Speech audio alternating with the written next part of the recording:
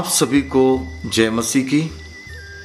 मेरा नाम pastor MKP Somanathan, मैं भिलाई छत्तीसगढ़ से हूँ। आज हम इस्राएल के बारे में कुछ अध्ययन करेंगे। इस्राएल देश का सबसे बड़ा झील जिसका पानी शुद्ध है वो गलील की झील है। यह इस्राएल के उत्तर पूर्व दिशा में गोलान हाइट के पास जॉर्डन दरार घाटी के पास स्थित है। गलील की झील लगभग 53 किलोमीटर गोल आकृति में है और यह 21 किलोमीटर लंबा है और 13 किलोमीटर चौड़ा एवं इसका क्षेत्र 166 वर्ग किलोमीटर है। इसकी गहराई लगभग 141 फीट है। नमक की झील के बाद इस पूरे संसार में यही एक ऐसी झील है जो समुद्र तल से नीचे है और जिसका पानी शुद्ध है। यह 212 मीटर समुद्र तल के नीचे स्तर पर है। इसके पानी का मुख्य स्रोत यर्दन नदी है। इसके अलावा बारिश और कई झरने जो इसके उत्तरी दिशा में पाए जाते हैं इस झील में पानी लाते हैं। ऐसा कहा जाता है कि प्रभु के सभी चेले गलील में से ही थे, केवल यहूदा को छोड़कर। प्रभु का वचन मत्ती 4 अध्याय उसका 18 से 22 तक जब हम पढ़ने का समय वहां पर इस प्रकार लिखा है। गलील की झील के किनारे फिरते हुए उसने 2 भाइयों अर्थात शमौन को जो पतरस कहलाता है और उसके भाई अंद्रियास को झील में जाल डालते देखा क्योंकि वे मछुए थे। यीशु ने उनसे कहा मेरे पीछे चले आओ तो मैं तुमको मनुष्यों के पकड़ने वाले बनाऊंगा। वे तुरंत जालों को छोड़कर उसके पीछे हो लिए। वहां से आगे बढ़कर यीशु ने और 2 भाइयों अर्थात जबूदी के पुत्र याकूब और उसके भाई यूहन्ना को देखा। वे अपने पिता जब्दी के साथ नाव पर अपने जालों को सुधार रहे थे। उसने उन्हें भी बुलाया। वे तुरंत नाव और अपने पिता को छोड़कर उसके पीछे हो लिए। प्रभु में प्रियो, इस गलील के झील के चारों ओर कई सुप्रसिद्ध जगह कई स्थान है। उसका नाम इस प्रकार है। तिब्रियास झील कहते हैं। गलील के झील के चारों दिशा में एक जगह में तिब्रियास नामक जगह है, इसलिए वहां का लोग इस झील को अपने एरिया को नहीं तो इस झील को तिब्रियास कहता है। और दूसरी जगह मगदला है। गलील झील के एक भाग को मगदला बोलते हैं। आप जानते हैं वहां पर मरियम मगदलिनी रहती थी, इसलिए वो जगह भी फेमस हो गया। और उसके बाद तीसरा गिनोसर, 4th खुराजीन, 5th वेसैदा और उसके बाद कफरनहूम, काना, गर्जा, गनसितरा जैसे शहर गलील के समुद्र के करीब पाए जाते हैं। इसलिए प्रिय भाइयों बहनों, इस झील बहुत फेमस झील है। इसलिए पुराना नियम से लेकर नया नियम तक आते समय मुख्य रीति से इनका 3 नाम हम देखते हैं। पुराने नियम में इस झील को किन्नेरत के झील के नाम से जाना जाता था। गिनती 34 का 11 में इसका जिक्र किया गया है। इब्रानी भाषा में किन्नौर वीणा या सारंगी कहते हैं। इस झील का आकार वीणा जैसा दिखता है। इसे इस नाम से बुलाया जाता है और अन्य नाम से भी नया नियम में हम देखते हैं, जैसे हम थोड़ी देर के पहले मनन कर रहे थे, गन्नेसरत की झील। लूका 5 का 1 में 1 से नीचे हम पढ़ेगा तो इसका बारे में वर्णन किया गया है। गन्नेसरत की झील। गन्नेसरत एक उपजाऊ घाटी है। यह क्षेत्र एक घाटी के करीब है। इसे गन्नेसरत की झील कहा जाता है। इसी प्रकार तिबरियास झील यूहन्ना 6 का 1 वचन में है। तिबरियास नाम एक प्रसिद्ध शहर के सामने स्थित है। इस कारण से तिबरियास का झील कहा गया है। इस झील का आकार बहुत बड़ा है। इस कारण इसे समुद्र भी कहा जाता है।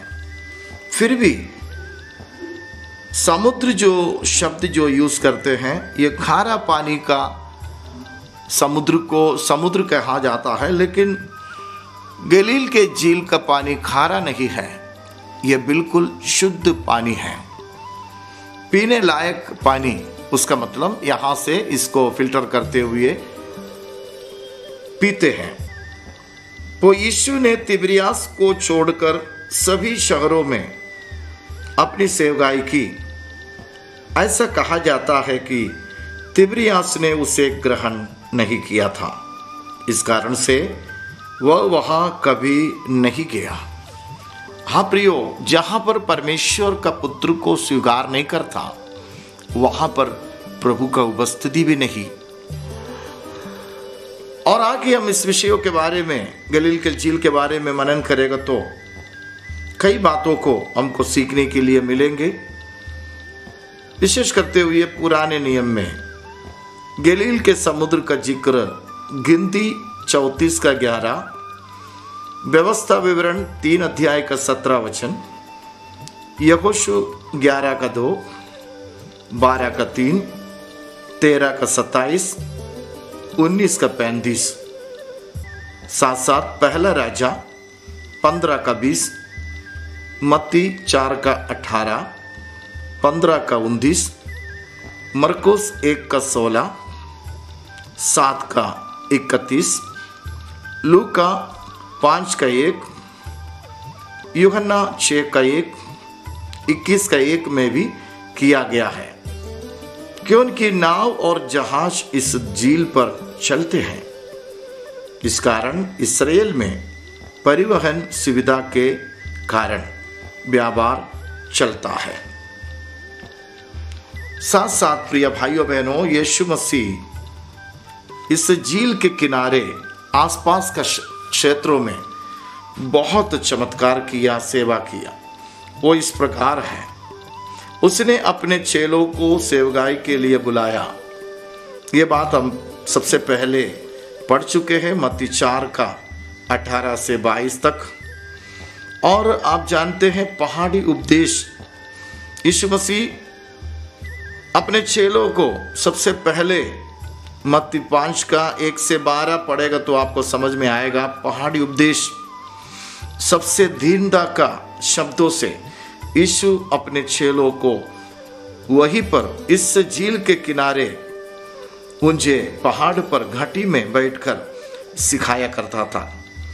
तीसरा, 5,000 लोगों को केवल 5 रोटी और 2 मछलियों से खाना खिलाया था। ये भी घटना, ये भी चमत्कार इस गलील झील के ऊपर के घाटी में बैठकर प्रभु ने सुनाया था। इसका जिक्र लूका 9 अध्याय उसका 12 से 17 तक आयत में पढ़ने से आपको समझ में आएगा। तीसरा चमत्कार, सूबेदार के दास को चंगा करना। मत्ती 8 अध्याय उसका 5 से 13 तक पढ़ने से आपको समझ में आएगा। और उसके बाद हम देखा जाएगा तो पतरस की सास को जो चंगा किया है, ये भी इसी जगह में है, ताकि आप जानते हैं पतरस और जितने 5 जो मछुआरे भाई लोग थे इसी झील में मछली पकड़ने का काम करते थे। उनका पिता लोग भी इसी एरिया में रहते थे। वो प्रभु का दास का घर भी इस झील के पास है। आगे हम देखेगा तो दुष्टात्मा से ग्रसित मनुष्य को छुटकारा प्रदान किया है। मत्ती 8 अध्याय उसका 23 से 34 तक हम पढ़ेगा तो वहां पर इसका जिक्र किया गया है। इसी प्रकार कई चमत्कार का घटना इस झील के किनारे हुआ है। जैसे आपने दुष्टात्मा से ग्रसित व्यक्ति को, भूतग्रस्त व्यक्ति को छुटकारा देने के लिए यीशु मसीह झील के उस पार जाने के समय अचानक झील के बीच में पहुंचने के समय एक आंधी तूफान आया। लेकिन उस आंधी तूफान में चेले लोग डर गए, यीशु को बुलाए। यीशु तुरंत उसको शांत किया करके हम देखते हैं वो भी इसी झील में हुआ है।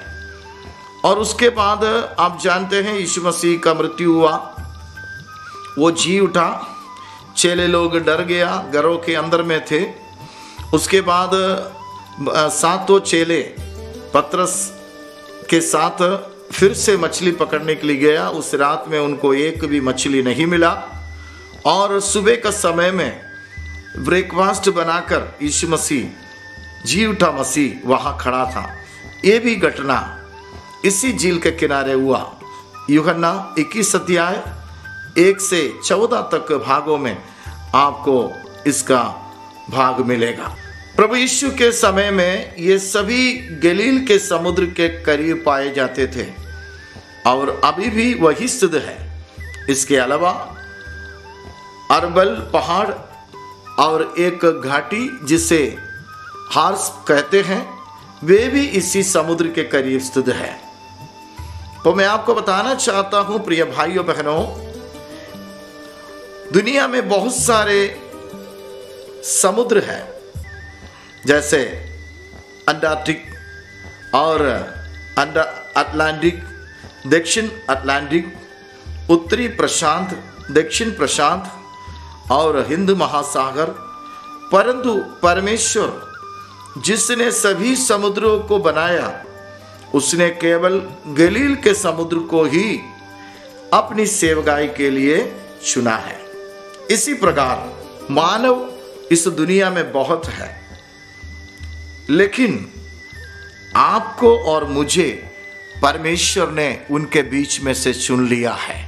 समुद्र बहुत है, लेकिन उन समुद्रों में से ये छोटी सी समुद्र गलील की झील कहते हैं, इसको परमेश्वर ने चुन लिया अपना सेवकाई के लिए। नहीं तो इस जलील के किनारे क्षेत्रों में परमेश्वर ने सेवा किया है। वैसा ही प्रिय भाई बहन, आप प्रभु के लिए बहुत महत्वपूर्ण है।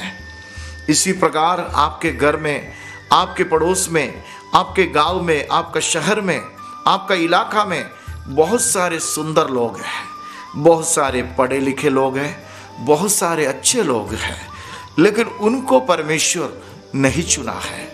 स्वभाव में क्रूर, कई प्रकार का केस, कई प्रकार का बातों में फंसे हुए आपको परमेश्वर ने चुन लिया है।